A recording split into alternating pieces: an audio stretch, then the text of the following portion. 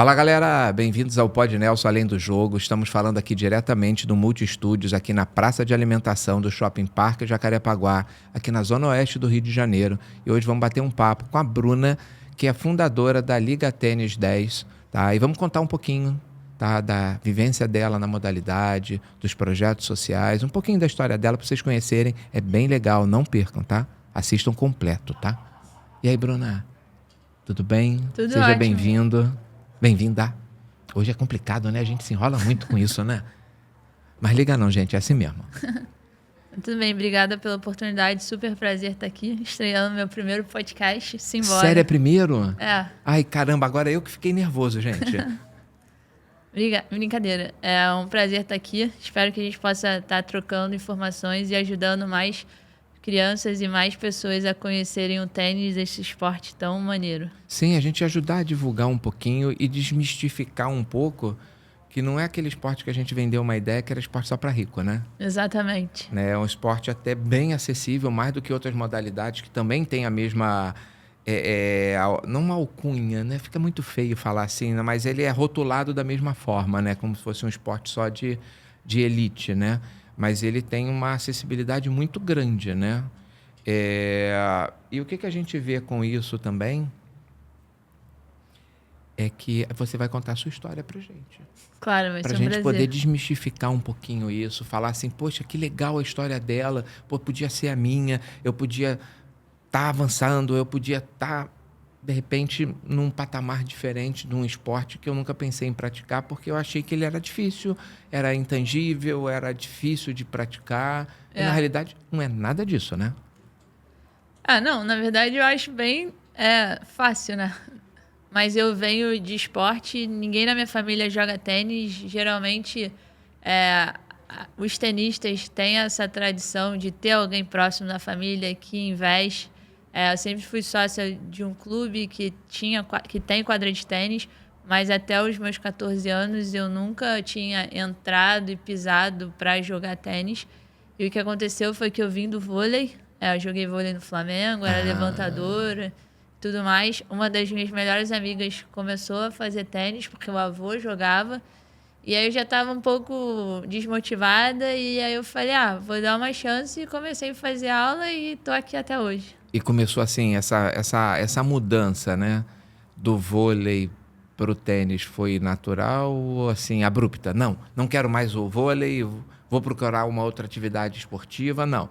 Normalmente tem alguém que buzinou no seu ouvido, alguém que te deu uma dica, ou você viu alguém jogando e se estimulou vendo aquilo. Como é que foi essa transição sua de modalidade? Eu continuei nas duas modalidades, mas não jogava mais no Flamengo, acabei saindo, mas eu sempre fui boa nos esportes e a escola que eu estudava também incentivava muito a prática de esporte. E uma das minhas referências até hoje como treinadora era coordenadora dessa parte esportiva do Notre Dame, em Ipanema, Sueli, e ela falou, não, Bruna, você pode fazer tênis, você pode escolher o que for, mas você vai ter que jogar vôlei aqui e defender a escola. E aí eu continuei.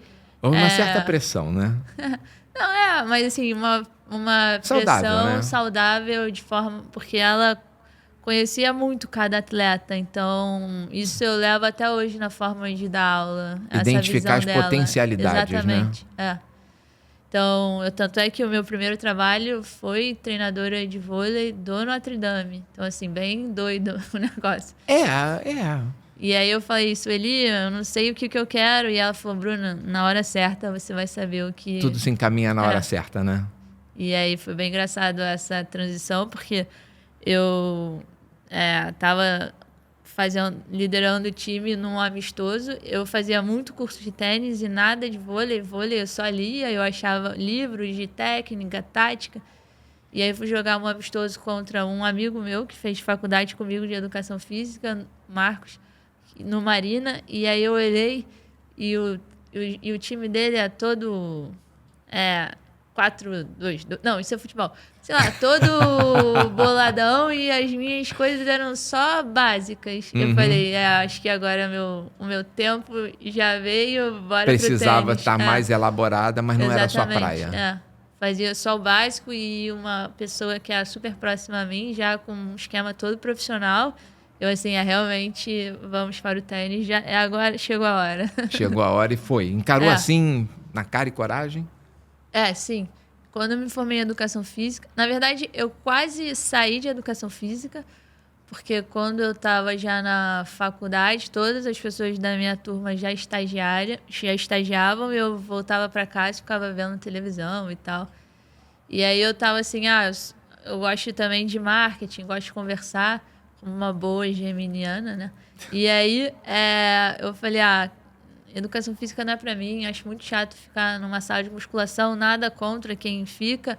Cada um com as suas características, mas né? não era o meu desejo profissional. Venho de uma família de empreendedores, então sempre pensei em ter sucesso também em educação física, porque normalmente as pessoas acham que não vai ter muito sucesso, tem um pouco de preconceito quando você escolhe essa carreira. E aí eu falei, não, vou sair. E aí eu comecei a fazer... Foi uma sequência de ações que me fizeram realmente ficar na educação física primeiro, porque no 6º período eu comecei a fazer psicomotricidade, que você faz todo um trabalho de desenvolvimento motor, que foi isso que me encantou. Eu estagiava na época com o meu treinador, e aí ele também fazia educação física, ele me deu algumas coisas que eu falei, opa, isso se Isso encaixa. me interessa. E aí em 2007, já tem bastante tempo isso, eu fui para uma conferência, um curso mundial de treinadores da Federação Internacional de Tênis, e eles estavam lançando esse programa do Play and Stay. Eu falei, opa, achei que eu ia ficar viajando aqui, mas não. Me encaixei e falei, opa, é o tênis que eu vou fazer. Despertou mais ainda, né? Escolhi o tênis, foi basicamente isso. E explica, já que você comentou aí um pouquinho, explica um pouquinho essa mudança que houve lá na federação e tal, da modalidade, para as pessoas entenderem, né? ITF é o órgão máximo de tênis do mundo, vamos dizer assim, que é a Federação Internacional de Tênis. E a cada 2 anos eles organizam um evento, que é um congresso para treinadores. E vão pessoas do mundo inteiro. Ano passado, se não me engano, foi na Colômbia. Esse ano, o sul-americano vai ser na Argentina. E em 2007 foi no Paraguai. A primeira palestra, que eu me lembro até hoje, foi sobre eles fazendo um vídeo, que eram várias crianças jogando numa tabela de basquete, numa trave de futebol, enfim, coisas grandes para crianças pequenas, e falaram, isso é o que desanima o esporte, as crianças se conectarem, coisas muito grandes, sem tanta referência, sem tanta diversão. Então, estamos lançando um programa Play and Stay, que jogue e fique. E é um programa totalmente composto para que você consiga já trocar bolas logo de cara, nas primeiras aulas, que o material seja reduzido, porque a raquete era muito grande, você começa com uma raquetinha, com bolas que favoreçam o seu desenvolvimento no esporte. Já adequando para pegar a criança e o jovem na modalidade para pegar gosto até a fase profissional. Exatamente. Não é levar aquele susto lá de, caramba, aquele material gigantesco, eu tenho dificuldade para levantar. Ele foi adaptado, então, na realidade. Você começa do menor para o maior em tudo. Seja no tamanho de raquete, seja no tamanho de quadra e seja no tipo de bola. Então, antes de você ir numa loja e comprar uma bola, o ideal é que você passe nessas 3 fases para te ajudar no processo. Aí você vai falar, pô, Bruna, os campeões não fizeram isso. É um impeditivo? Não, mas é um facilitador. Sim, com certeza, com certeza. Porque, na realidade, você está abrindo o leque, né? Você está pensando mais amplo, né? Fora da caixinha, né? Exatamente. As exceções, a turminha mesmo, que já vem com bagagem familiar, como você falou, que sofre a influência, né? De parentes que já praticam a modalidade, isso continua. Claro. Mas aqueles que querem despertar, precisa de alguma coisa mais estimulante para eles, né? Exatamente. Um primeiro contato divertido, assim. Sim. A primeira parte que o esporte tem que fazer é divertir, né? Exatamente. Até você chegar no alto desempenho. Até no alto desempenho também, né? Tem que ser divertido um pouco, né? Uma vibe legal, Já foi, né? A guerra é grande, não é? Não dá, você não tá mais brincando mais. Não brincando, mas tipo... Mas assim, você tem satisfação de fazer aquela modalidade, sim. Se sacrifica por aquilo, não é só por dinheiro, por exemplo, como se fosse uma profissão. Não, é porque eu me identifico com aquela modalidade e sei que eu quero chegar num patamar mais avançado, eu preciso me sacrificar mais, né? Exatamente. Para poder alcançar uns objetivos diferenciados em relação à grande maioria. Mas assim, e aí você chegou, fez a mudança do vôlei do Flamengo, né? Vou falar baixo, gente. Saudações tricolores. Isso é bom. Falava que usava uma camisa branca por baixo para não me contaminar. Tinha sempre uma grená por baixo assim para se proteger, né? Para não dar alergia na pele. Brincadeira, Coitado, gente. brincadeira. Não, mas faz parte. Isso é do lúdico do esporte, né? Exatamente. Quando é saudável essa brincadeira, é mais do que válida, né? Porque cada um se desperta para um determinado clube. O ruim é quando você avança isso para falta de respeito, né? Não tem que ser E aí sempre... realmente depende da modalidade, isso tem que ser amplamente combatido, né? Claro. E isso acontece no tênis.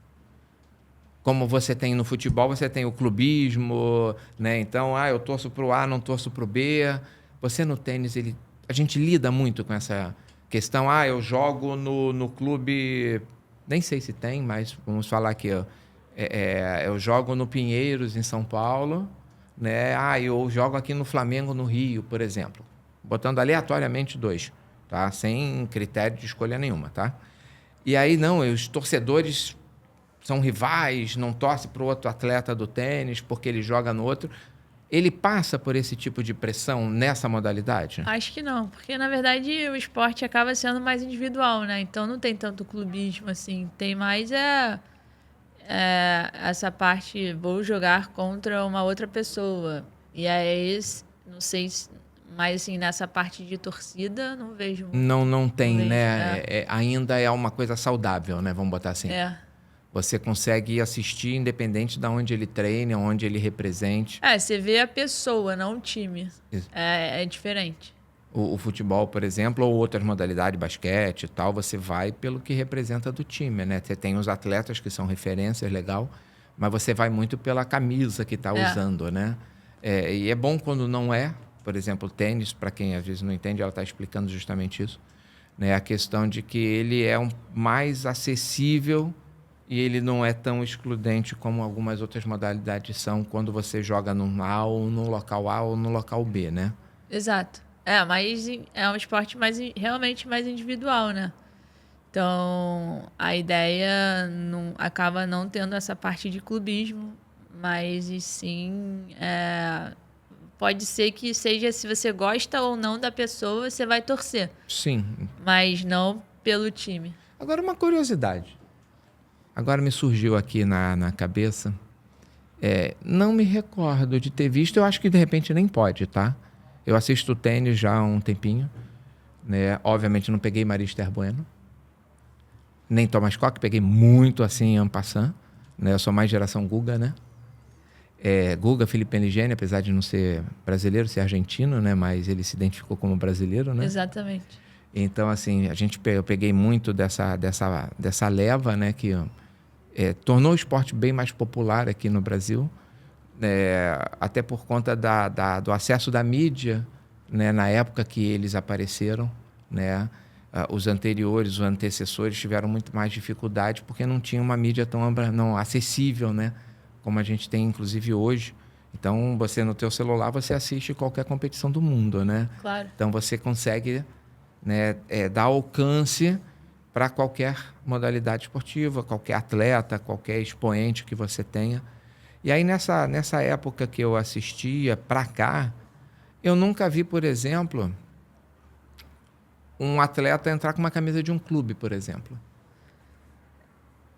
O que acontece hoje em dia que acho que não é tão bem visto, mas por causa da tradição do tênis...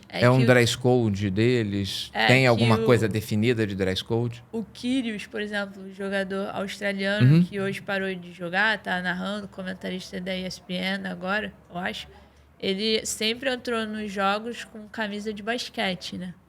Então, a galera falava, pô, poxa, mas isso não é tênis. Mas ele sempre quis conectar as pessoas, ele sempre ele tem esse discurso muito forte. E eu estava vendo e reparando, por exemplo, o Alcaraz, o espanhol Carlos Sim. Alcaraz, que ganhou o Roland Garros agora, na sessão de fotos, ele estava com uma camisa do Jordan, né? Então, assim, tipo, tem uma conexão, Mas não enquadra, né? mas não enquadra. Às vezes eles tiram o tênis de tênis para dar entrevista e vai colocar, tipo, um tênis do Jordan, quem é patrocinado pela Nike, tem uma coisa de trocar de tênis. Mas, assim, nunca vi ninguém entrando com uma camisa de time mesmo, assim, de futebol. Acho Até mais porque basquete. eles inovam no grafismo dos seus uniformes, né? A gente tira aquele uniforme, a gente até comentou isso nos bastidores, né? A questão do uniforme do Guga, né? Que tá até exposto lá, né? De gosto duvidoso. Verdade. Né? Mas era diferente, chamava atenção. Todo mundo jogava naquela época de branco. Ele entrou multicolorido lá, azul. As cores do Brasil, né? Mas mais carregado no azul, né? Azul e amarelo, né? E aí você vê... Chama atenção. Eu até estava esses dias, inclusive, vendo de novo o jogo dele, né? E é muito, muito diferente o uniforme. A gente está acostumado muito com um dress code todo branquinho, ou a marca de um patrocinador pequenininho, às vezes uma lista. É mais clássico, né? É uma coisa clássica, né? Eu não sei, eu estou perguntando justamente sobre isso, Bruno, porque às vezes eu acho que não sei a cabeça das pessoas, se isso afasta um pouquinho, as pessoas ficam com medo. Poxa, tem um monte de regra, tem uniforme, tem roupa assim, tem não sei o quê, eu não posso falar isso, eu não posso falar aquilo. Isso não ajuda a assustar um pouquinho, não, as pessoas? Eu puxei esse gancho todo para fazer só essa pergunta, olha só. Acho que sim. Na verdade, agora foi até engraçado, né? Porque teve a Billie Jean King, que é como se fosse a Copa do Mundo do futebol, do tênis. E o Brasil teve um jogo muito importante contra a Alemanha. A gente acabou perdendo, mas assim, eu via muitas pessoas falando: brasileiro não sabe torcer. Embora seja um tipo de torneio que você pode usar corneta, pode fazer barulho, que não é uma forma tão clássica de torcer.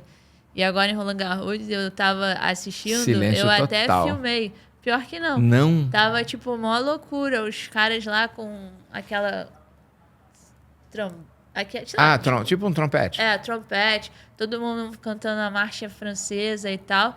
Tanto é que alguns jogadores reclamaram e aí eles mudaram. Porque eles alegam que tira a concentração, né? Mas quando você está jogando, de fato, entre o primeiro e o segundo saque, porque no tênis você pode sacar 2 vezes, se tiver algum barulho, porque o torcedor está torcendo para um e quer que o outro perca a concentração. O saque, você vai... Mas assim, tipo, eu acho que o legal do esporte você conseguir fazer essa torcida animada. E o esporte, quando é muito só palmas, acaba que você não tem tanta graça em torcer, né? Então... Não, você não... Aliás, você não torce, você assiste. Exato. E o grande legal que faz você se conectar é essa parte de você estar torcendo para alguém. Então, isso faz muita diferença. Eu acho que tomara que o esporte consiga mudar para que permita cada vez mais esse tipo de interação entre o público e os jogadores. Sim, motiva muito, né? Eu ia muito aqui no Rio Open, né? Já tem um tempinho que eu não vou. E realmente era isso, você pagava mico, né? Na hora que ele vai sacar, alguém fala alguma coisa, toca um telefone, faz alguma coisa, todo mundo olha para você, tipo, querendo te fuzilar. O atleta para, reclama, a arbitragem manda voltar. É chato, assim. Aí você acaba não querendo ir. Assim, eu vou porque eu gosto de esporte e tal, mas muita gente acaba não indo por causa disso. Porque fica tolhido, né? E principalmente o brasileiro, né? Ele tem aquela explosão, né, de alegria, de querer torcer, vibrar, e não consegue. É uma modalidade que você não tem. Tem esses pontos que faz muita diferença, né? Você vai bater na bola, você escuta um barulho, realmente isso atrapalha no nível bem alto que eles jogam. Sim. Mas essa parte de você se conectar com o jogador, você tá torcendo, eu acho que para uma nova geração pode ser que as coisas mudem um pouco, assim, nessa parte, porque tá tendo mais interação. Tá tendo mais interação com a moda, Então, os jogadores estão entrando cada vez mais. O esporte está abrindo, acho que... Na realidade, eles servirem de referência, Exato. né, como modelo. Se eu tenho uma roupa toda branca, que modelo eu sirvo para alguém, por exemplo? Até para efeito de patrocínio, uma série de coisas, né? Eu não consigo despertar interesse, né? Eu nunca vi, eu acho que um atleta, por exemplo, de tênis entrar com cabelo rosa ou azul, por exemplo. Eu nunca observei isso nos jogos. É tudo meio Mauricinho e Patricinha. É o que a gente vê, né? E isso, na minha opinião, volto a dizer, a gente vai isolando muito o público, né? E aí não entra muito a questão do AAA, né? De ser de alto padrão. A gente tem tantas regrinhas assim que acaba afastando um pouco. Acho que quem teve um pouco esse perfil antigamente era o Agassi, né? Que André Agassi, dos Estados Unidos, que ele ia todo com uma roupa total colorida. Só não tinha cabelo, mas... Mas foi ele que acabou colocando... Acho que também... Quebrando um pouquinho o padrão. As roupas já começaram a ser um pouco mais coloridas. Enfim, acho que agora também o esporte começa o Wimbledon, que é o principal, um dos torneios mais clássicos que tem, que é na grama, que essa tradição ainda do branco faz muito, tipo, o dress quase code que uma regra branco, inflexível. Com os detalhes verdes um pouco. Então, mas realmente eles não deixam a tradição sair. Não. Não abriram a mão da tradição ainda. E aí eu não sei, assim, é um esporte bacana, eu gosto. Mas continua sendo também um dos torneios que a galera mais quer ganhar, né? Então... Sim, pela tradicionalidade, pela imponência, pela referência que eles passam a se tornar depois de uma conquista daquela, né? Claro. Ficar no panteão, né, daquele torneio, na história e tudo, isso é legal. Para a modalidade, para o atleta como objetivo é legal. Mas eu estou tentando olhar o lado do torcedor, né? Exatamente. A gente vê aquela alegria do Guga jogar, né, com aquelas roupas diferentes, de grafismo diferente, ele sempre sorridente, né? Ele tinha essa característica dele, né? Era dele. O Guga é uma pessoa que eu acho que acabou furando a bolha em diferentes tamanhos, né? Seja pelas conquistas que ele teve e também pela forma como ele lidou com as conquistas. Sempre um cara muito simpático, sempre se mostrou muito acessível. Então, assim, você tá andando... Por exemplo, eu tô andando de transporte com a raquete na mão, sempre me perguntam, você joga tênis e o Guga? Então, é um cara temporal, né? Então, independente do que ele faça, onde ele esteja, as pessoas acabam lembrando ele pela forma, eu acredito que muito seja fora essa parte do tênis, os resultados, mas muito pela simpatia e pela forma que ele teve de acolher o outro. Do brasileiro, né? Não tem como, né? Somos diferentes, né? Exatamente. E no feminino, antes de Martina, depois de Martina, você acha que teve muita mudança? Eu acho que, na verdade, o que eu percebo... É que eu não vou saber falar sobre o nome dela, tá? Vou pronunciar errado, por isso que eu chamei só Martina, tá, gente? O que eu percebo é que na década de 80 tiveram muitas jogadoras brasileiras jogando. Então, você tem a Patrícia Medrado, você tem acho que Dada Vieira, acho que um pouco mais pra frente, que é a comentarista hoje. Teve a Niege, que até pouco tempo atrás, a Teliana... bateu um número do ranking dela, alguma coisa do tipo. E acabava que as pessoas não falavam muito sobre isso. Então, sempre pareceu que nunca teve brasileiras, mas tiveram sempre essas jogadoras. E hoje eu vejo, através do Brasil, com a Luísa e a Laura Pigossi, o Luiz Stefani e a Laura Pigossi, que em 2021... ganharam de forma improvável, porque ninguém estava apostando no bronze olímpico. Quando você se torna mais próximo, você começa a abrir portas, né? E aí, logo em seguida, você vê a Bia Dasmaia ganhando. Então, hoje o tênis feminino está bastante representado, assim. Tem 4 jogadoras muito fortes, que é a Luísa Stefani, a Laura Pigossi, a Bia Dasmaia e a Ingrid Martins, assim. Então, a Luísa e a Ingrid jogam dupla. Luísa hoje é 13 do mundo, te apoia com a Liga Tênis 10, com o objetivo de criar mais referência. A Ingrid a gente apoiou também em 2019, Foi a primeira atleta, assim, profissional da liga, tênis 10. Hoje eu acho que ela é 50, não sei se é 50 baixos ou 50 altos, mas está nessa faixa. A Laura, cento e poucos do mundo, classificada também para as Olimpíadas, porque ganhou o Pan-Americano de forma emocionante. Como todo o jogo dela, uma pessoa que, brasileira... Busca na última bola, né? Raçuda pra caramba, não tem jogo perdido.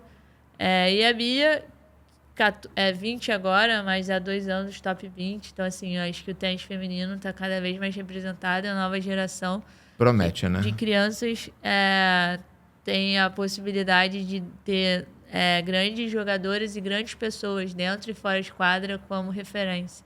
Isso, a Liga Tênis 10, conta um pouquinho dela, até para entender um pouquinho da importância desse trabalho que você faz para esse resultado que está acontecendo. Claro.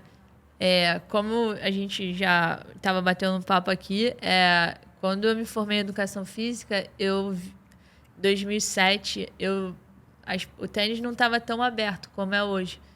Então, eu pensei, para eu ter sucesso, eu jogo tênis bem, tentei jogar profissional, mas passei longe, assim, comparado com que a galera treina. Eu percebi que eu ia ter que fazer um caminho um pouco diferente para ter sucesso também na profissão. E aí eu comecei a fazer os cursos aqui no Brasil e os cursos fora para saber como é que o Brasil ensinava tênis através dos cursos da Confederação Brasileira de Tênis e como os grandes países que eram referências para mim também ensinavam tênis. E aí eu fazia muitas perguntas, ninguém sabia me responder muito bem, fazia vários cursos, até que em 2014 eu fui para os Estados Unidos. Fiz um curso com um cara que é líder do tênis até 10 anos, essa fase... Porque em 2007 a Federação Internacional de Tênis falou, galera, a gente vai mudar aqui o ensino do tênis para criança. E aí algumas pessoas foram se tornando referência nisso. E aí uma dessas pessoas tem um método dele chancelado em várias federações e tal. E aí eu fui fazer um curso dele nos Estados Unidos, na IMG Academy. Sim. Essa academia que é famosa aqui no Brasil. E aí, no último curso, uma das penúltimas palestras, assim, no último dia, o cara falou, torneio. Aí eu falei, poxa, é verdade, não tem torneio para criança no Brasil. E aí, na época, eu coordenava a Tênis Root, que é um centro de treinamento, que tem hoje vários jogadores que jogam profissionais, o Thiago Wilde, Thiago Monteiro treinou lá, enfim, várias referências com o João Suete, que é um dos... foi capitão da Copa Davis, como se fosse do time do Brasil, da Seleção Brasileira de Futebol. E ele falou, Bruna, faz uma pesquisa de mercado e vê quantas pessoas você conhece que jogam tênis, porque normalmente eu sempre ouvia as mesmas coisas. Tênis é um esporte elite e não tem criança jogando tênis. Eu falei, cara, como é que eu posso quebrar essa combinação? Daí, eu fiz uma pesquisa de mercado com os treinadores que eu conhecia e um falava, tenho 30 alunos. Outros falavam, tenho 40 alunos. Outros falavam, tenho 50 alunos. Eu falava, caramba, cadê essas crianças jogando tênis? Porque o que eu escuto não tem criança Não tem criança. Jogando. E aí, em 2014, acendeu essa luz. Em 2015, eu criei a marca inteira com o intuito de não ser só um simples torneio, e sim ser uma marca que realmente pudesse ajudar o esporte a crescer, a somar com as federações e tal. E aí, em 2016, o meu antigo chefe lá falou, Bruna, se você não... Que hoje até é treinador do João Fonseca, Guilherme Teixeira, falou que é uma grande... Tá aí surgindo com tudo, que já jogou a liga também lá atrás. Falou, Bruna, se eu não fizer um torneio, eu vou fazer. Aí eu falei, meu Deus, eu nunca tinha Jogou muita organizado responsabilidade, nada. né? E aí eu falei, tá bom, vamos. E aí eu falei, vai ser 20 e 21 de junho. Não, 20 e 21 de maio, alguma coisa. Montei o torneio. Cara e coragem? Foi uma confusão, porque eu já sabia as regras, mas eu pensava assim... porque as federações, elas... Normalmente, os torneios começam para crianças de 8 a 10 anos. De bola laranja e bola verde. E eu falei, mas meu aluno tem 8 anos e não consegue jogar bola laranja, não tem nível. Mas eu quero que ele participe. E eu inventei uma competição de bola vermelha, que hoje é o que eu levo. Levei para a Inglaterra, levei para os outros países também. Enfim, e aí foi uma confusão. Eu mandei 40 crianças chegarem na mesma hora. Não sabia que tinha que ter nessa categoria vermelha um árbitro para cada mini-rede. Enfim, os pais falavam assim, Bruno, eu só tô te ajudando porque é você. Eu fiz a chave a lápis, falei, que isso? E eu falei, nossa, 40 crianças. E aí eu falei, opa, tem realmente um Tem mercado que dá público, para né? fazer. Você fez achando que ia chegar a 5, 10 pessoas, né? Exato. E aí foi aí que surgiu a Liga, e hoje a Liga Tênis 10 é um movimento para que realmente mais pessoas consigam se conectar com o esporte e a gente consiga ajudar a modalidade a crescer. De 2016 para cá, né, 2024, a gente já tem dados. Então, ano passado teve a Copa das Federações, que o Rio de Janeiro joga contra São Paulo e por aí vai. Dos selecionados, quase 80% já tinham jogado a Liga pelo menos uma vez. E esse ano eu estava vendo, não vai ter a categoria 10 anos, quase 70% dos convocados do Rio já jogaram a Liga pelo menos uma vez. Então, assim, a gente vem ajudando o processo competitivo das crianças cada vez mais cedo. E as crianças estão evoluindo ainda mais e se conectando ainda mais com a modalidade. Então, você sai só de uma aula de uma vez por semana, na grande maioria, para fazer 2, 3 vezes. Independente da sua escola de tênis, enfim. É uma forma de você E hoje está com evoluir. quantos alunos? Então, aluno que você chama? Como é que você chama? Na verdade, a gente fala de competidores. Competidores? Assim. E quantos competidores? Cada torneio que a gente faz dá numa média de 50 a 100 crianças jogando. Então, mais os pais, mais todo mundo que vai. A gente está falando de um torneio para umas 500 pessoas. Na verdade, sim, 300, 400 pessoas. Porque, na verdade, o torneio começa e termina no mesmo dia. Então, e são 2 dias, dependendo do tamanho do lugar que for receber a gente. Então, quantas quadras tem disponíveis, né? Depende. Aí o torneio vai variando de acordo com as quadras que a gente tem, com o objetivo do local também, de desenvolver, enfim. Aí 3 sets, pelo menos? Ou para as crianças faz... games. É isso que eu ia falar. Depende. Se for bola laranja e bola verde, um set de 4 games. Tá. Se for bola vermelha, são tie breaks. Que é o primeiro torneio, as crianças não têm uma intimidade, enfim. Aí se joga 2, 3 pontos, aí vai aprendendo com as regras. Os fundamentos, né? E aí dá mais dinâmica e você consegue fazer isso num dia só, né? Então, normalmente as crianças... O intuito é... Quando a criança vai jogar um torneio, ela não ganha uma medalha de participação, ela ganha uma medalha que a gente chama de fair play. Que a gente vê a atitude dentro de quadra e fora de quadra também. Então, não é uma simples medalha. Chegou, ganhou, qualquer tchau. Um que foi vai receber e não tem valor aquele. E se as crianças não tiverem um bom comportamento, se os pais ficarem bem bravos, alguma coisa do tipo, a gente dá a medalha pro pai e fala, você escolhe quando vai dar, e aí você tem na frente da criança, isso gera um compromisso para você melhorar a atitude e se desenvolver melhor como pessoa também. Porque a gente acredita que o esporte pode ser uma excelente ferramenta para desenvolver essas questões dos valores, enfim, para transformar pessoas em bons cidadãos. O esporte, na realidade, é o que hoje, junto com a educação, que salva a sociedade, né? Que é para formar melhores cidadãos. Exato. E aí, pelos torneios, a história começa em 2016, através de torneios, 2016, 2017. A gente só fez torneio aqui no Rio de Janeiro. O pensamento sempre foi criar realmente uma marca que pudesse ser a NBA do tênis, assim, que você conheça ou não a modalidade, mas se existe. Eu não conheço muito pouco de basquete, mas eu sei que tem NBA, eu sei que tem alguns times. Então, o conceito da marca da Liga é exatamente esse, ajudar o esporte a crescer, ajudar as federações e as confederações, porque as pessoas começam a jogar os torneios, gostam e querem se desenvolver na modalidade, então começam depois a jogar os torneios da federação, depois começam a jogar os torneios da Confederação Brasileira de Tênis, e aí... não para mais, né? Porque aí vicia. E aí, em 2018, como eu fiz muito curso, né? O meu networking fora do Brasil de treinadores é bem alto. Então, em 2018, a gente começa a organizar torneios fora do Brasil para ganhar força aqui de marca também. Então, em 2018, o primeiro foi na Eslovênia. Longe, hein? Achei que ia falar Argentina, Paraguai, estar assim, em países vizinhos. Já começou com o pé direito, esquerdo, no caso, sou canhota. na Europa. E aí, em 2018 também, essa história é muito legal, através do Bruno Soares, eu tive a chance de conhecer a Judy Murray, que é a mãe do Andy Murray, do Jamie Murray. E aí um dos objetivos também era trazer esse conhecimento para cá, para o Brasil, porque não adianta só eu viajar, sei lá, os meus alunos vão estar jogando bem e tudo mais, tenho acesso à informação, e os brasileiros que não têm acesso a esse tipo de informação, que demora muito para chegar aqui, assim, de forma larga, né? Sim, sim.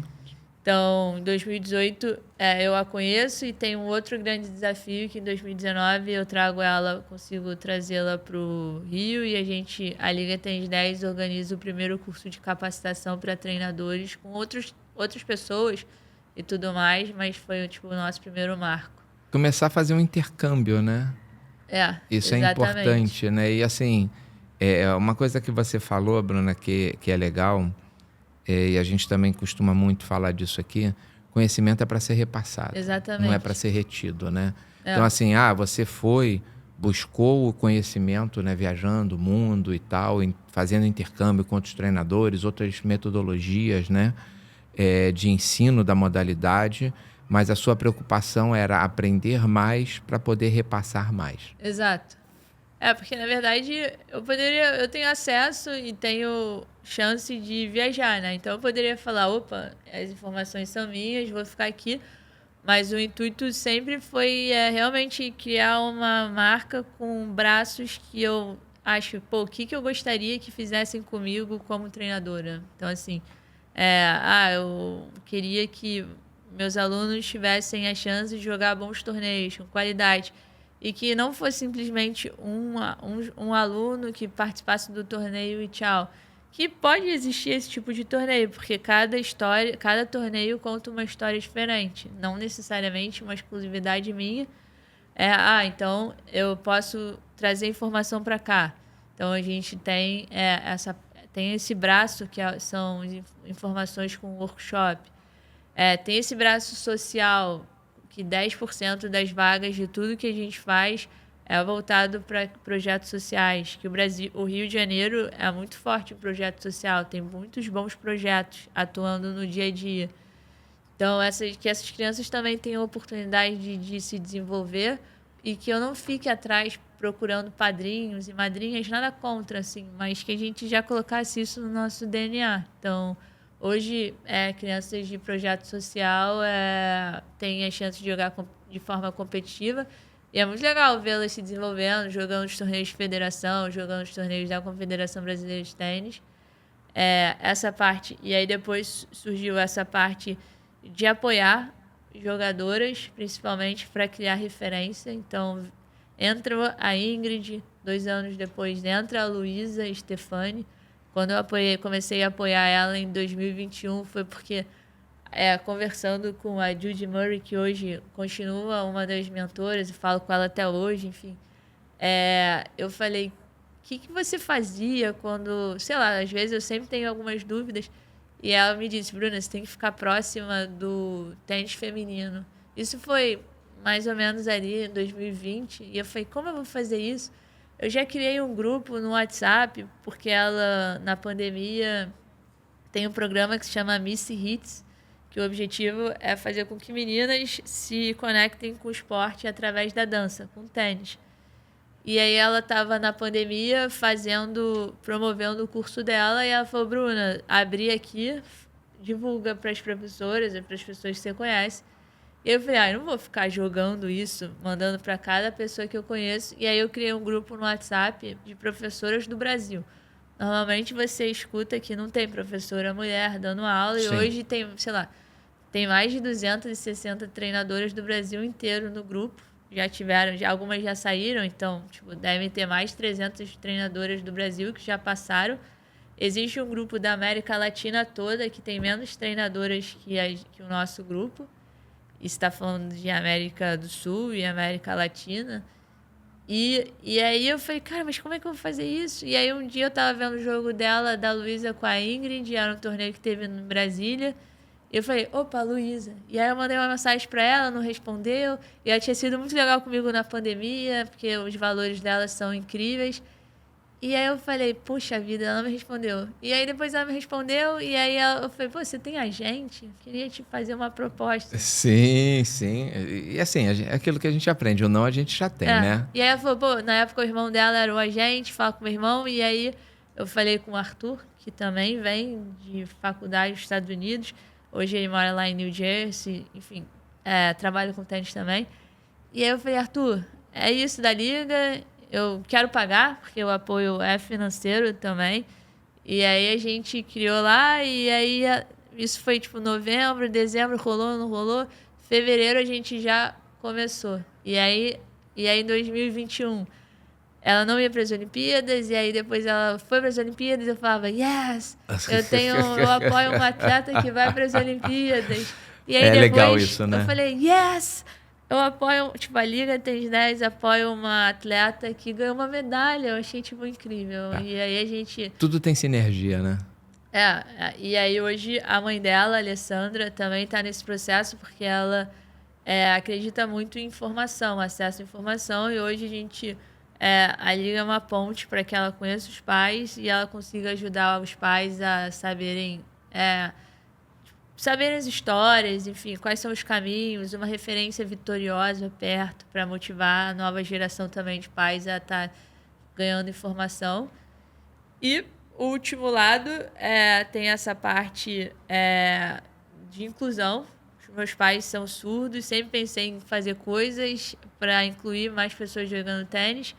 Mas aí eu nunca conseguia tirar nada do papel e aí eu falei, cara, eu acho que eu vou por esse caminho. E aí hoje a gente está criando também um programa para que crianças surdas tenham acesso ao esporte, se conectem ainda mais com a modalidade e vejam que hoje o esporte você já consegue ganhar uma bolsa atleta pelo governo, tem surdo Olimpíadas, então é uma forma de mostrar que mesmo você tendo alguma limitação, vamos dizer assim, você também tem sorte você pode jogar de forma olímpica e se desenvolver e ser atleta profissional.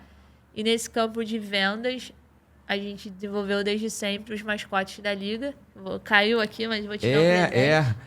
Vocês vão entender um pouquinho, né? A gente até falou um pouquinho antes sobre isso, né? A importância... Presente. Obrigada pelo convite. Esse é um presente, gente. Eu vou tirar aqui, olha, vamos fazer aqui... Conforme o protocolo, olha só, a gente abre, presente não se guarda, a gente abre, tá? Mas depois guarda, não precisa usar não. Pode usar, pô. Tomara que use. Tô brincando. Aqui, olha, são a representação dos 3 mascotes que representam as 3 bolas, né? Exato. Da modalidade lá que ela utiliza, a marca da liga, tá? E numa toalhinha muito maneira, gente. Eu adorei isso aqui, tá? Obrigado. Imagina. Vou deixar aqui em cima para que fixe bem na imagem das pessoas aqui a questão dos mascotes. Eu vou tirar o saquinho plástico, sabe como é que é virginiana? Ela falou que é geminiana, eu sou virginiano. Então imagina como tá essa mesa. Pronto. Depois eu tiro aqui para deixar arrumado. Então, assim... Então, e agora o objetivo é vender os produtos também, né? Que as pessoas comecem a jogar tênis de forma estilosa, ou então comecem a usar os nossos produtos e os mascotes, que a gente também consiga ser MM do tênis, que você não gosta de chocolate, mas você sempre tem alguma coisa numa loja da MM, alguma coisa do tipo. Então... E olha, gente, eu assisti o make-off aqui que ela me mostrou da construção, né, da renderização e da modelação do mascote aí. Tá muito maneiro. Ficou muito legal. Tá? Depois, eu não sei se já está disponível. Já está disponível ele? Os mascotes sim, mas não esse vídeo. Esse vídeo ainda não? Então, olha, sigam lá as redes sociais, tá? Da Liga Tênis 10, tá? Para acompanhar, porque vocês vão gostar. Ficou muito maneiro. Né? E me fala uma coisa, Bruna. Aí a gente falou assim, surgiu um assunto que a gente tinha conversado antes e é legal a gente falar, né? Essa questão do empreendedorismo, né? A gente sabe muito dessa questão da dificuldade no Brasil de se empreender qualquer coisa, né? E a gente tem que persistir. Não basta só ter uma boa ideia. A gente precisa correr atrás e persistir, Exato. Né? A persistência que faz aquilo ter muito mais chance de ter sucesso, né? E aí eu vi que você fez esse processo todo. Começou com o vôlei, passou para o tênis, foi buscar conhecimento fora do país, inclusive. E aí você fez a questão da Liga Tênis 10. Acertei, gente, que eu errei tantas vezes antes, vocês não têm noção. Aí fez essa questão da Liga, está começando a usar os conceitos de marketing, que você falou que gosta também bastante. Claro. A questão do mascote, para você poder aproximar o público infanto-juvenil, né? E você tem uma ferramenta mais facilitada de comunicação com o teu público, que o mascote promove isso. Aí você começa a fomentar tudo isso, né? Para quem está, às vezes, do lado de fora, não entende, acha que isso tudo foram flores, né? E eu sei que, como tudo na vida, a gente teve também muita dificuldade nesse trajeto, né? Como é que você lidou, assim, como é que você lida na realidade e como é que você passou por isso nessa trajetória até você, por exemplo, estar hoje aqui com um projeto mais encorpado, teve atleta que vocês apoiaram, que foram para as Olimpíadas, ganharam medalha. Como é que foi essa trajetória, assim, para as pessoas entenderem que não pode desistir, tem que persistir? Na verdade, eu sempre, desde que eu tive a ideia da Liga, eu nunca quis ser só um torneiozinho, então eu tenho esse empreendedorismo no meu DNA. Nada contra cada um tem o seu objetivo, mas esse nunca foi o meu. E daí eu pensei, eu preciso falar com pessoas que consigam me dar dicas. Então, porque quando você começa a mostrar só a logo, falar, ninguém dá muito valor, vai falar, poxa, é difícil, valeu, você vai conseguir, tênis é um mercado muito fechado. Então, eu sempre fui uma pessoa que, tipo, eu sempre ouvi muito. Então, eu comecei a dar aula muito nova e eu tive alunos muito mais velhos que eu. Então, médicos, pessoas que sempre foram bem de carreira, vamos dizer assim. Então, pessoas sempre me deram muitas dicas. Então, eu falava assim, a aula aqui é uma troca, porque eu estou te ensinando tênis, mas você está me ensinando sobre negócio, sobre vida. Então, sempre tive isso. E uma outra coisa também, eu sempre fui muito curiosa. Então, eu sempre procurei falar com as pessoas. Eu tô com um evento, tô com essa ideia. Pô, o que você pode abrir essa porta? A gente pode trocar uma ideia.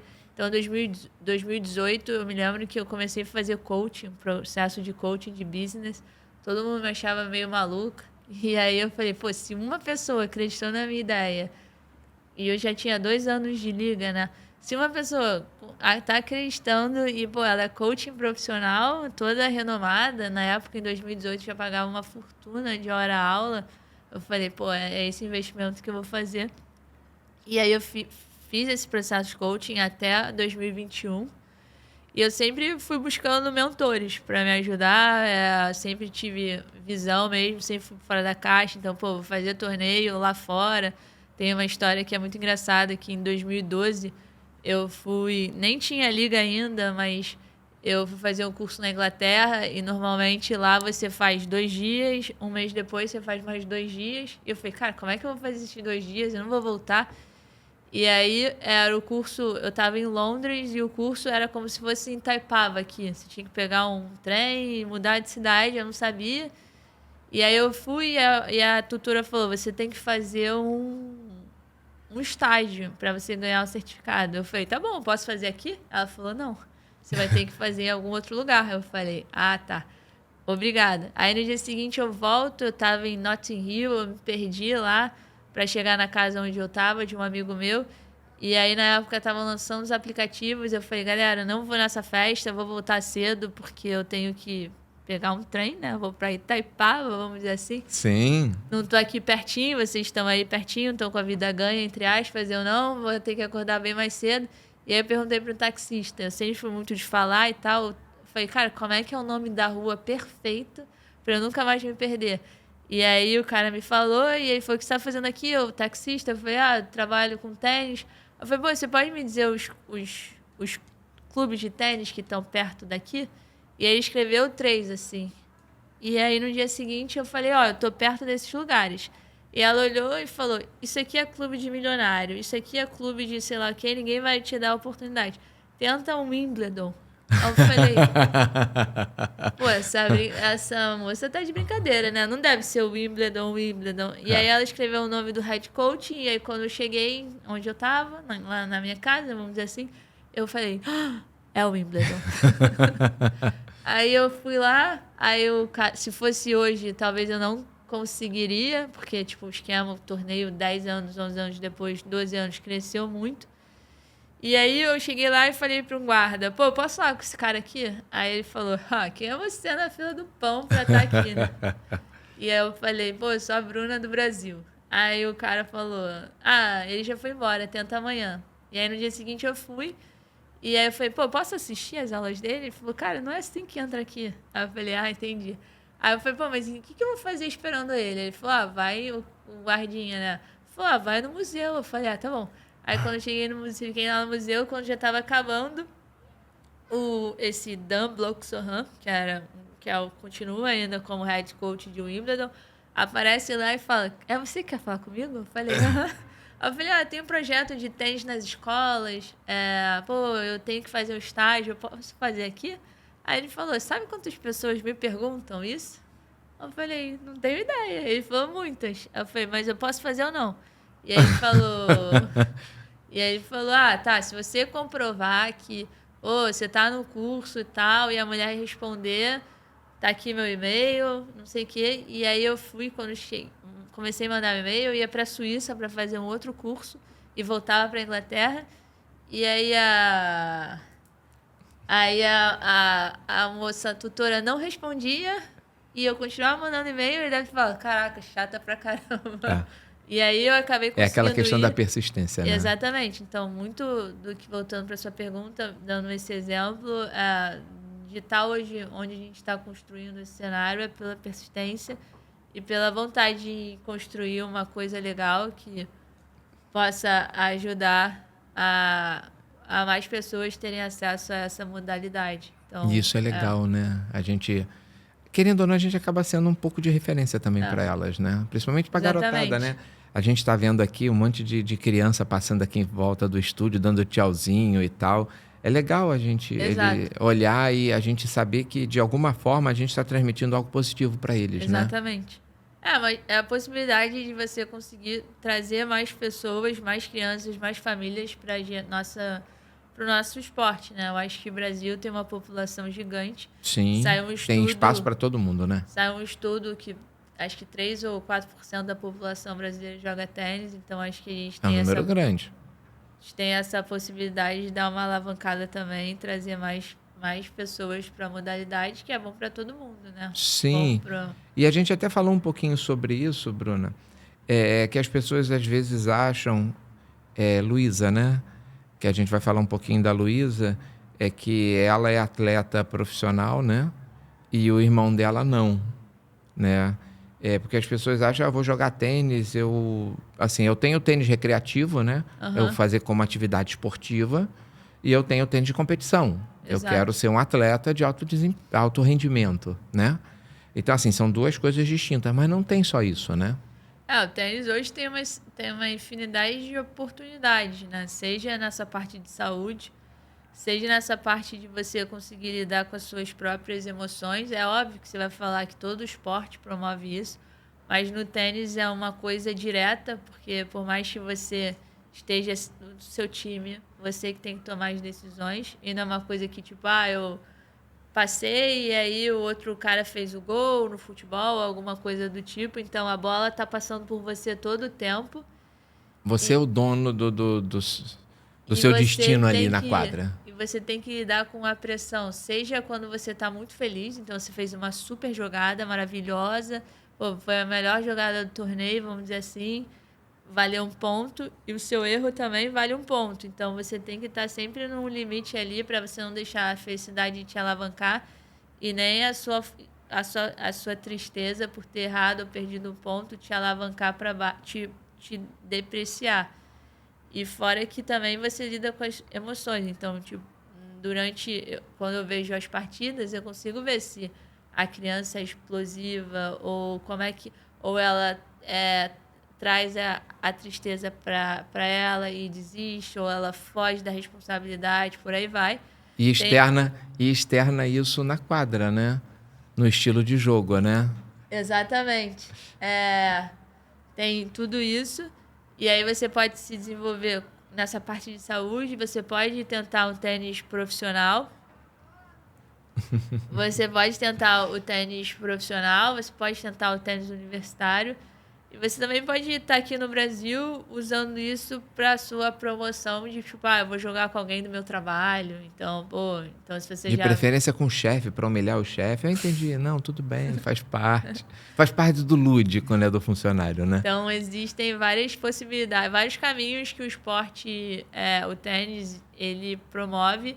E geralmente nunca no esporte, no tênis, pelo menos, o que eu vejo 2 mais 2 nunca é 4, né? Então, para mim pode ser 10, para você Não, até pode porque ser aquela contagem é estranha. 15, 30, 40 game. e game. Mas por que é 15, 30 e não 45? É 40? São umas doideiras, né? Aí a galera vai dizer que foi porque na França tinha uma luz e não sei o quê. Aí o outro vai falar que foi na Inglaterra porque era o ângulo que ele via. Enfim, cada um também acaba dizendo uma história. Nunca tem nada muito nada, específico. Zero. Até porque, assim, para quem não entende um pouquinho de tênis, né? Você precisa ter a vantagem dupla, né? Que nem antigamente a gente tinha no vôlei, né? Você tinha que ter a vantagem, né? Para você poder fechar. O tênis continua com isso. Nos torneios da liga, não. 40, é no edge que fala, sem vantagem. 40 terminou. Fez o ponto. Mas o restante você tem o advantage, né? Não é advantage que ele fala, não. É vantagem. A favor ou contra. E aí você tem que abrir 2 pontos de vantagem. Aí você tem um limite, porque senão vai ad eternum, né? Exatamente. Mas tecnicamente você tem que abrir 2 pontos de vantagem, né? E aí você só no tie break que não, né? É direto, né? Pelo menos acho que não estou falando besteira, né? Tie break também precisa de 2 pontos de vantagem. Precisa de 2 pontos, mas ele só é mais curto, né? O set. São 7 pontos. Aí você tem tudo isso. Mas quando você joga dupla, é o match tie break, que é de 10 pontos. Aí é de 10? Nunca reparei isso no de dupla, não. De dupla... Até porque, assim, querendo ou não, a gente acaba nunca assistindo muito de dupla. Tem que assistir. E é legal porque ela é quadra total. Ela não tem a limitação, né? Ela usa o espaço todo, né? Dupla, Eu gosto muito de assistir do pessoal sênior, né? Que ficam jogando, né? É muito legal. De dupla é bem legal, assim. Porque você realmente vê várias combinações de jogada, tem voleio, enfim. Tem muita coisa bacana, óbvio, né? Que, assim, voltando um pouquinho né, no imaginário das pessoas, né? A gente ficou muito, às vezes, lembrando, por exemplo, uma determinada tenista que fazia a explosão muscular dela com sons estranhos, né? Que o pessoal ficava falando. Cada um tem sua característica, a gente tem que respeitar, né? Acaba dando amplitude para uma coisa que é irrelevante dentro da modalidade, né? Por conta dessa questão de você, é diferente e tal, e acho que a gente não tem que enaltecer isso, pelo contrário, né? A gente tem que valorizar a qualidade das jogadas, a dedicação do treinamento, as habilidades específicas ali, cognitivas, porque você vê, é impressionante, né, o que eles fazem ali de deslocamento lateral e frontal, não dá. Se eu fizer isso, eu morro. Não, mas você vai treinar. Não, vou ter que treinar muito, gente. O negócio é impressionante, né? Geralmente, tênis, porque a gente está acostumado a jogar futebol, então você dá um passe, a bola vem até você. Não, ali não. No tênis, você tem que calcular a distância do kick da bola. Se a bola estiver saindo de você, você tem que sair para o teu braço andar. Então, tem uma série de noção de espaço que faz muita diferença. E aí eu vou te contar uma história. Agora vai ser uma história minha, gente. Enfim, quando saiu o videogame, né, esses mais interativos, né, eu venho desde a época do Atari, a coisa bem mecanizada. Hoje é mais interativo.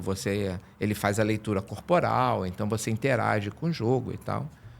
Aí eu, enfim, reuni um grupo em casa e tudo e fomos jogar para videogame novo, sabe como é que é? Qual o jogo? Tênis. Boa escolha. Pois é, me lesionei. Me lesionei jogando tênis no videogame no ombro. É que você deve ter feito Exatamente. O que acontece? Aí vale a dica para todo mundo. Não importa onde você pratica esporte, mesmo que seja na frente de um videogame, você se aquecer, se alongar, se preparar é importante. Eu sou exemplo vivo disso porque eu me lesionei, fiquei sentindo dores naquele ombro, uns 10 dias pelo menos. Tive que ir no médico. Tô rindo de nervoso, tá? E aí, quando você chega para o profissional médico lá, não, eu sofri uma lesão praticando esporte. Aí ele, que esporte foi? Tênis. Pô, mas você joga tênis? Eu falei, no videogame. Você pode falar que você joga esporte agora. Agora você tem esportes, já tem um tempo já, não tinha nem esse conceito de esportes ainda. Mas assim, a gente fica até meio constrangido. Mas é você menosprezar a questão do preparo físico para qualquer tipo de atividade. Não importa se em casa, num videogame, ou você numa quadra, fazendo o tênis, por exemplo. Às vezes as pessoas esquecem, vão brincar, e isso pode causar lesões sérias. Tem que preparar o corpo para, né? Eu não preparei, eu passei por isso. Imagina se eu fosse brincar de jogar numa quadra de saibro, brincar mesmo, a lesão tinha sido séria. Tinha sido uma coisa bem mais... Eu teria que abreviar minha carreira antes mesmo dela começar, entendeu? E aí eu já teria que partir para o empreendedorismo, por exemplo, para poder suprir uma frustração física que eu me lesionei jogando videogame, né? E aí vai assim, mas assim, tirando a brincadeira à parte, o videogame também ajuda um pouquinho nessa questão da interação da modalidade. Ela te passa regras, te passa um acesso mais rápido para o jovem que hoje está tão antenado em tecnologia, né? Com certeza. E ajuda um pouquinho a gente a trazer, né, atletas do mundo virtual para o mundo real. Não, com certeza. Tem várias crianças que falam, eu joguei tênis no videogame, gostei, vim fazer fazer. Isso é legal. A gente tem que valorizar, que às vezes a gente fala muito negativamente de videogame, mas se a gente souber explorar, ele é muito positivo. Também acho. Né? E aí gera um público que, de repente, você não estava alcançando, porque ele está muito preso dentro de casa, né? E aí você consegue buscar resgatar ele, né? Tirar ele de um pouquinho do virtual para o real, né? E, assim, uma outra coisa também importante, que eu já tinha até esquecido de comentar, a gente já está até um pouquinho já no nosso limite de tempo aqui, né? Mas eu acho importante eu abordar contigo também. Eu até tive a oportunidade aqui de bater um papo com ele. É a questão do tênis em cadeira de roda. Eu bati um papo com o Fábio, né? Ele é um atleta, né? De tênis em cadeira de roda também. E é muito legal a gente reforçar a ideia que não tem limitação para você praticar modalidade esportiva, muito menos o tênis. Você tem a parte do projeto para algumas comorbidades, né? Então, eu tenho problema auditivo, né? Eu tenho problema comportamental, alguma outra comorbidade, mas há também as questões de limitação de mobilidade também, elas não são impeditivas para você praticar. O Brasil acabou de ser vice-campeão finalista de duplas juvenil com cadeira de rodas, com a vitória em Roland Garros, né? Então, existem grandes profissionais do Brasil que estão fazendo um excelente trabalho para divulgar. Fazendo a diferença, né? Exatamente. E já colhendo os resultados nessa parte de performance, vamos dizer assim. Sim. Eu acho que tênis é um esporte que te abraça muito as pessoas, seja nessa parte cadeirante, seja nessa parte de tênis, seja nessa parte visual também, porque tem umas bolas de tênis com espuma, com guiso, então quando a bola quica, ela faz um barulho que não é tão divulgado, mas tem algumas pessoas que jogam. Então, assim, eu acho que eu sou suspeita, né? Que trabalho com tênis. Tênis já me deu muitas... Conheci pessoas incríveis, conheci países incríveis, oportunidades maravilhosas pelo esporte, então, pelo tênis. Então, sou suspeita. Eu acho que é um esporte muito legal, independente do que você vai escolher de profissão. Então, se você não tem o intuito de ser profissional, mas pode ser um esporte que pode te ajudar na promoção de saúde. Se você pode buscar fazer tênis fora do Brasil, através de tênis universitário. Enfim, tem várias possibilidades, oportunidades. É só pegar e fazer, né? Primeiro vencer o medo e depois ver que não é nenhum bicho de 7 cabeças. Segue a liga, tô brincando. E mais ou menos isso, né? Não muito diferente. Agora, Bruna, para a gente poder encerrar assim... Claro. E eu costumo perguntar isso para as pessoas, né, de uma maneira bem recorrente, até porque eu acho que é importante a gente fazer um paralelo e depois, com o tempo, a gente voltar a falar e assim, a gente ter referências para comparar, né? Como é que você vê a modalidade daqui a 10 anos? Eu vejo ela crescendo bastante, assim. Eu vejo que depois da pandemia, como foi o único esporte que muitas pessoas puderam jogar por causa do contato, da distância, ele se tornou mais atrativa, mais próximo das pessoas. Então, o que a gente vem trabalhando e vem vendo é que mais pessoas se conectando com a modalidade, seja curtindo as referências dos jogadores profissionais ou se conectando através do exercício, porque hoje está mais aberto do que há 10 anos. Então, existem mais professores, mais escolas de tênis, cada vez melhores para ensinar a modalidade, mesmo que você, como adulto, por exemplo, nunca tenha praticado esporte. Os professores estão cada vez mais preparados para estar recebendo esse público. Eu acredito muito que é um esporte muito legal e que ele passe a ser mais convidativo, assim. Eu vejo isso, assim, é o que a gente vem trabalhando, e não só eu como liga, né, mas as outras instituições e as pessoas que trabalham com esporte. Legal, legal, Bruna. Olha, eu fico muito feliz da sua presença aqui. Legal que foi o primeiro podcast. Espero que muitos venham, né? Que eu acho que é importante a gente dar voz em quem promove o esporte, aí já Claro. de maneira mais ampla, independente da modalidade, mas entendendo que o esporte é importante na vida das pessoas. Espero que daqui a 10 anos esse torneio esteja em 289 países. Não sei nem se a gente tem 289 países, mas só para entender, Oxalá. estarem em todos. Até porque começou em qual? Eslovênia. Então ela consegue qualquer um. Se começou na Eslovênia, ela consegue chegar em qualquer outro país, né? E eu, assim, torço imensamente. Eu sou um apaixonado. Eu faço atividade física, caminhada e tal. Eu não pratico esporte, né? Não tenho essas habilidades todas para isso, né? Mas sou um apaixonado por esporte, tá? Então, realmente eu espero e torço muito, né, para que tudo isso cada vez fique maior, né, e fomente muito mais a modalidade, tá? Obrigada. Obrigada pela oportunidade, obrigada pelo espaço. É muito legal também ver canais incentivando e mostrando um pouco da história de pessoas que vêm trabalhando para promover e crescer o esporte aqui no Brasil. Então, obrigada. Obrigada pelo tempo. Espero que as pessoas estejam comendo aí, gostando da história. Não, com certeza estão gostando, sim. E que mais pessoas tenham a chance e a possibilidade de estar experimentando essa modalidade. Que isso seja só uma semente e que daqui a 10 anos a árvore esteja cada vez maior e com mais Muito frutos. frondosa, né? Dando Positivos. muitos frutos. Que Deus abençoe. E me diz só mais uma coisinha, gente, olha...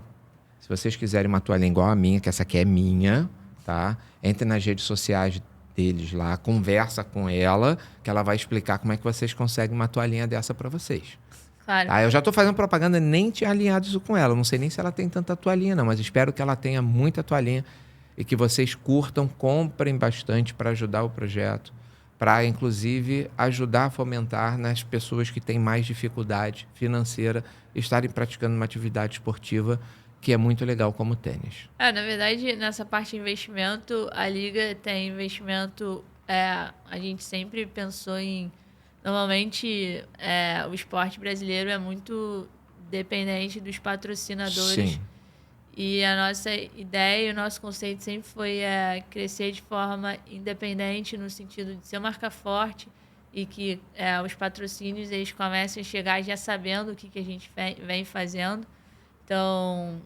Enfim, ser uma empresa 100% independente e forte para que a gente consiga promover ainda mais o esporte e não ficar dependendo de recursos, de patrocínios, que é sempre muito válido, mas a gente escolheu um caminho um pouco mais difícil, vamos dizer assim. Mas que deu resultado. Isso é a parte importante, né? Com certeza. E fruto de trabalho. Exatamente. Então, obrigada de novo. Espero que daqui a pouco você esteja jogando tênis aí. Vamos tentar. O problema é o meu ombro, entendeu? Ele me permitir, mas a gente faz 3 anos de fisioterapia. Eu acho que de repente a gente consegue. Simbora, a gente vai te ajudar nisso. E vamos. Quem sabe, né? Daqui a pouco eu largo aqui o podcast e vou estar jogando Wimbledon. Olha que legal. Acho justo. Mais uma vez, Bruna, muito obrigado, tá? Obrigada. Fico muito feliz aqui, você estar aqui comigo, a gente ter tido esse bate-papo. Espero que vocês aí também tenham gostado. Aí eu vou repetir. Deixe seus comentários. Críticas, que é muito importante, gente. Não só comentários positivos, mas as críticas que fazem a gente corrigir as rotas e a gente evoluir em relação a conteúdo, entrega. Então, assim, também é muito importante que a gente tenha esse tipo de conteúdo nos comentários, tá, gente? Não esqueçam também, tá? E, espero vocês aí na próxima, tá?